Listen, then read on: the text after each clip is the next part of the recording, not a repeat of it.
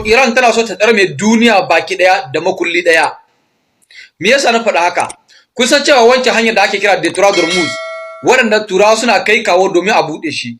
Yanzu Iran ta ce ba wai ba za ta buɗe shi ne ba, amma za ta mai da wannan hanyar ce zone de commerce, wato duk jirgin da zai biyo ta wannan hanyar sai ya biya kuɗi.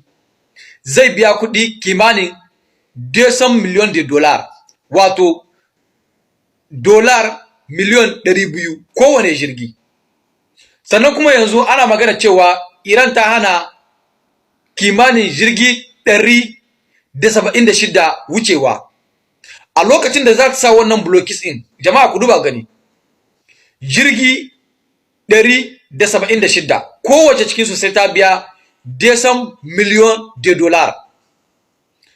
Hakan ba ƙaramin arziki ne ƙasar Iran za ta yi ba, sannan zai ba Iran dama cewa duk wani abun da kasar Amurka da Isra'ila suka tarwatsa ma kasar Iran tsawon shekaru da cikin wannan yakin da ake ciki, Iran za ta maido da shi cikin 'yan watanni kalilan.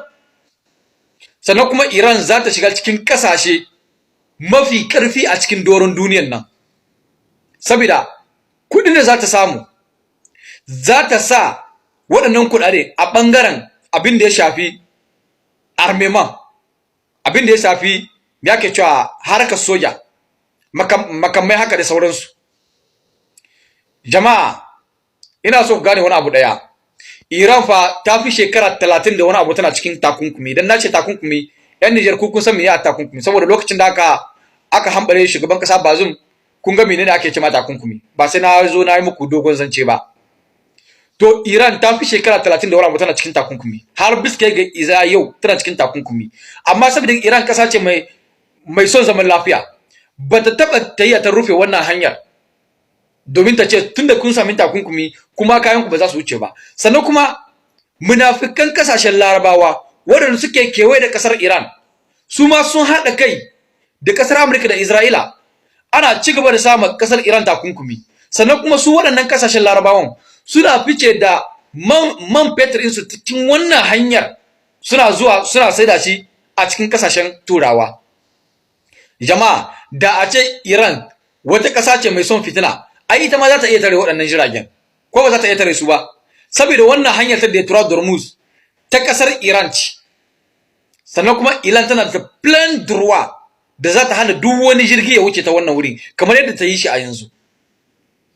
Billahi allazi la ilaha illa huwa, kun ji waɗannan mutanen sun farmi ƙasar Iran ne na ganin cewa idan za su kai tattalin arzikinta a ƙasa, sannan kuma su nakasa ƙasar Iran gaba ɗaya. Sai kuma Allah ya nuna musu ayar cewa ai harin da za ku kai tamkar kuna haɓaka tattalin arzikin ƙasar Iran ne, sannan kuma tamkar kuna tada ƙarfin ƙasar Iran ne. To gashi nan wannan Detroit Hormuz da yanzu ya zamanto abin ga liƙe a kowane lokaci. Duk jirgin da zai shigowa dole sai ya biya kuɗi, dole ne sai ya biya kuɗi, kamar yadda aka rubuta shi gashi nan karanta da kanku. Kai, Allah ya daga addinin musulunci a sama. Allah ya ci gaba da kama mu kasar Iran. Ku ga mun ran kuma section. Allah ya samu. Assalamu alaikum wa rahmatullahi wa barakatuh. Wato jama'a, ga wani labari muka samu yanzu nan. Wanda labari ne mai dadi ga kasar Iran, sannan kuma labari ne mai tura barazana ga kasashen Turawa gaba daya. Na cewa kasar Iran tana so ta fice daga cikin wannan akwar na LAIA, wannan kungiyar mai kula da makamashin nukiliya.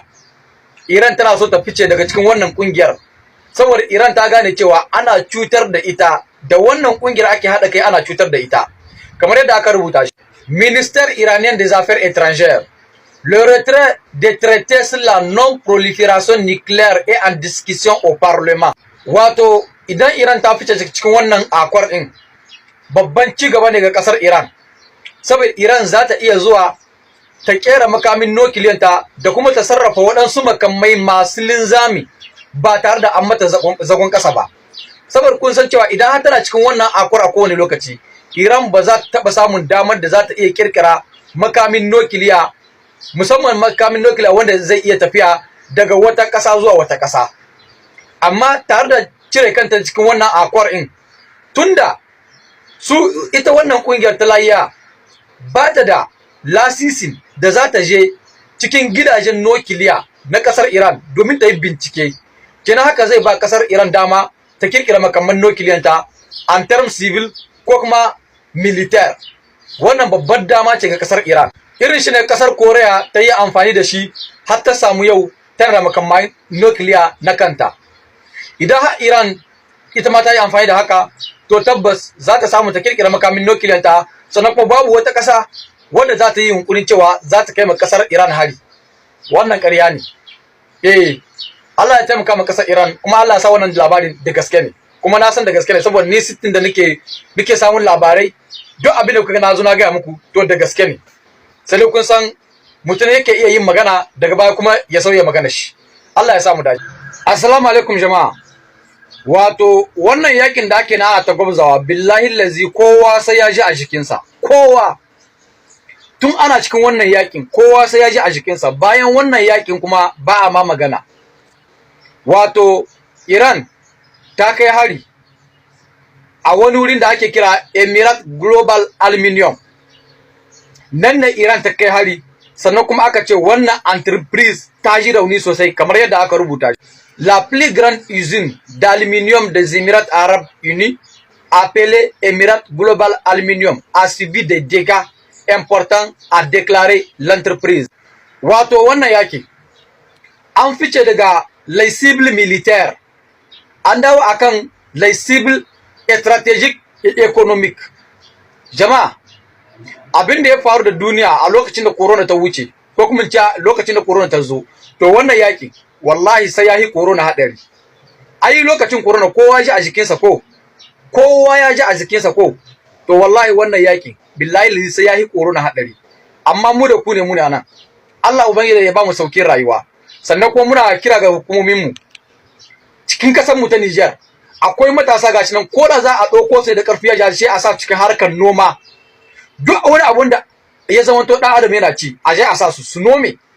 Saboda a tanada muna abinci, a tanada muna man fetur, a tanada muna duk wani abun da muka san cewa dan adam zai yi amfani da shi.